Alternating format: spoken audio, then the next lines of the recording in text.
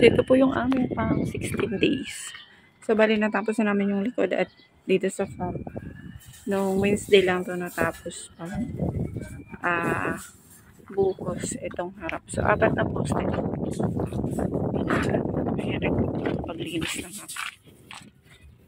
Then, pala ma'am, paalam na lang po pala kayo ma'am sa opisina po. Kasi po, di ba po ito dito yung may hagdan tapos yung rampa doon. Medyo malalim po kasi. Hindi, pag nirampa po kasi natin yan, mataas. Hindi na po kasi pwede nila mag-pass tayo nung magrampa tayo hanggang dito. Kasi for sure, pagka ganun ginawa natin, hindi nyo po makuha ang inyong construction ban. Ganun po sila kasilan sa mga lagpas-lagpas. Tingnan natin sa taas kasi may natapos na rin po kami doon sa taas. Bali yung po dito, na po talaga siya. Tapos na yung kabila. So kaya nakapag-backlash na kami unti-unti. So ayan na po. Nilagyan namin paikot ng isang may poste po yan So ito yung isang poste. Nandun yung isa. So, tinakpan lang namin. Yan, nakita nyo naman yung mga kalitaw na mga bakal. So, may poste po yan. Sandali lang po. Hindi ko kaya. Umakyat. Wait lang. Kukuha tayo patungan. So, ayan, nakakuha tayo ng Diyos po. Hindi nakatapos ko dito. Kumano yung aking patungan. So, wait lang. Kasi, ang hirap pala ng umakyat-akyat ng malaka. So, yan po. Bali, na po yung sa kabila. Na plastering na din po siya. Nakinis na rin po siya. Same po dito sa kabila. Nakinis na rin po. So, yan po. Nakinis na siya. Tapos, may na po yung kapitbahay. May harang na siyang lulog. So, nakakahiya naman siyang Yung dito lang mamang hindi. Kasi nga, may partition na doon na plywood yung kapitbahay dito. So, yung dito lang po, yung sa mga open lang. Sa mga open area lang. So, yun po yung yan po yung katunay na bawat po namin is sinisiksikan. Kaya tingnan niyo po, meron po siya. Although dito na part wala na kasi nalalaglag na din talaga siya. Yun po yung dito sa likod. Babalik na tayo doon. Tapos yung dito po sa harap, ayan po nilagyan din po namin. Ayan po. Tapos nandun naka-ready natin yung floor drain.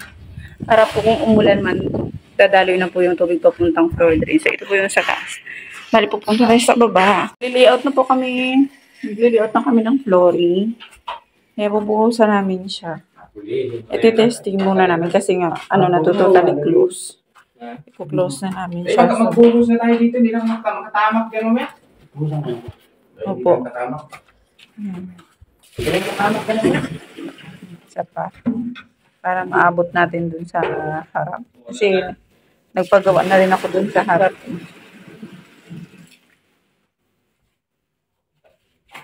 Ay, patay lang, singaw lang. Lumagpas ang tubig. Lumagpas?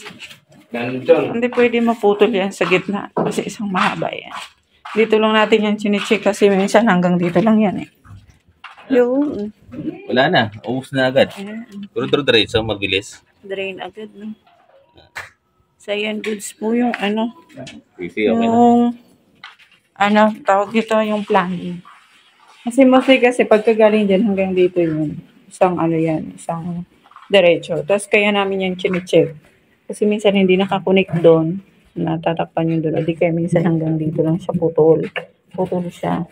So kaya chine-check namin yan. Kung nakakunik. Pero yung dito yan sa gitna. Konektado yan. Kasi isang buo yan na nila.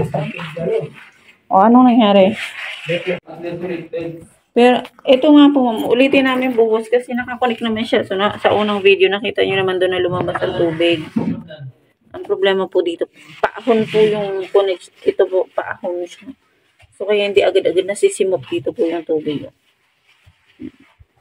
So, pabuhusan ko po ulit. Wait lang po. Pero, ano naman po, yung kanina, sa isang video, nakakonect siya. Yun nga lang, hindi siya kagaya ng iba kong nag-check na mabilis mag-drain yung tubig. Ibig sabihin kasi nung mabilis ang mag-drain dito, nakaslope talaga siya papunta dun sa harap. Ito mukhang paahon dito sa gitna. Dito yan sa gitna. Mga dito yan. Sa part na yan. Kasi kung ano naman, masabi natin putol yan o ano, hindi sana lumabas yung tubig doon. Lumabas siya kanina kasi madami yung volume ng tubig. Meron pa rin tubig na. Pero, opo, meron pa rin siya konti. Hindi kay ano kasi yan. Hindi siya gano'ng elevate. Hindi maganda yung elevation. Medyo...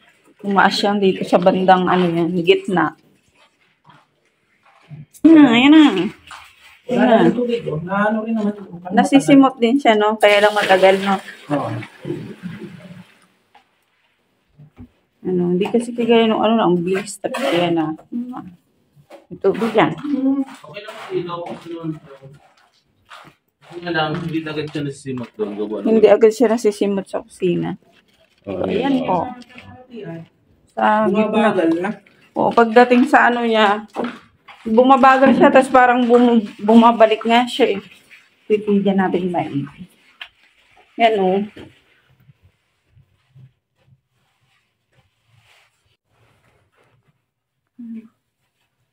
Matagal lang talaga siya.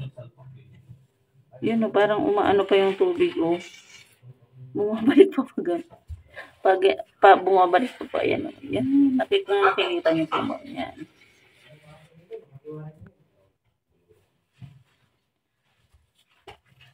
Yan, parang umaagos tuloy siya palabas. Pero nasisimot naman po siya. Yun nga lang matagal. So, yan po. Lagyan na lang muna natin yan ng bakal.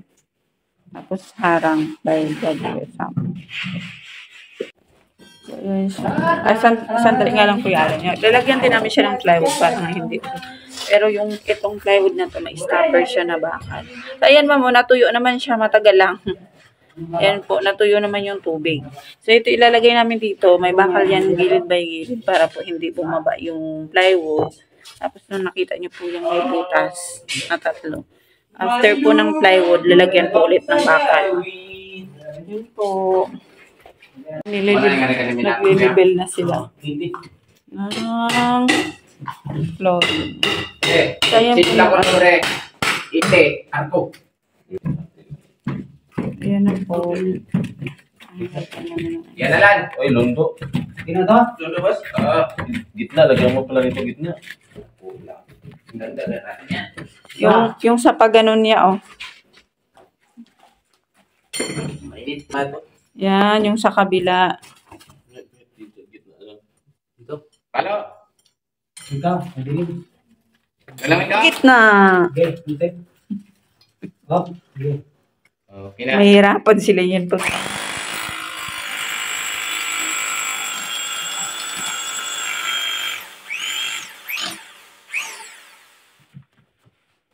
Daming bakal ng ano na yun. Yan, wala na. Okay. Yan sa may palitan ko lang. Sige. Kasi po, nag-ano na sila doon. Nagre-ready na para magbukas ng flooring. Sa baba. So, ayan, nagbabakal sila. Naano nila na. Nagpe-prepare na rin. Then, yan na po. Nagbabakal.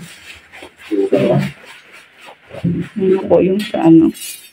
So, bali, ito na po yung sa ano. Yung sa manhole dyan dati. Kunin mo muna sa mga bintana. Wala. Kasi OT namin siya ngayon. Para po mabuhusan kasi para bukas matuloy yung plastering.